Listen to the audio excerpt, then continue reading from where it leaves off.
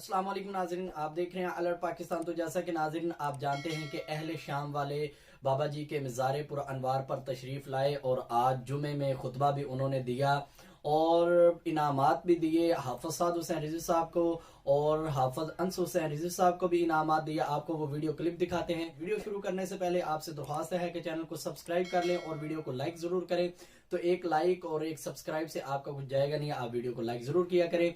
तो नाज़रीन आप जानते हैं कि हाफिज साद हुसैन रिजवी साहब को वो चादर दी गई जो बाबा जी के मज़ार पर देने के लिए उन्होंने पेश की अहले शाम वालों ने। तो हाफिज साद हुसैन रिजवी साहब को उस चादर से नवाजा गया और छोटे शहजादे को हाफिज अंस हुसैन रिजवी साहब को एक ऐसी नायाब चीज दी गई और बहुत खूबसूरत चीज है। वो वीडियो में आप देखेंगे तो आपको पता चल जाएगा। तो हाफिज साद हुसैन रिजवी साहब का भी बोसा लिया अहले शाम वालों ने और हाफिज अंस हुसैन रिजवी साहब का भी बोसा लिया। बहुत खूबसूरत वीडियो है, आप वो देखें और वीडियो से लुत्फ अंदोज हों।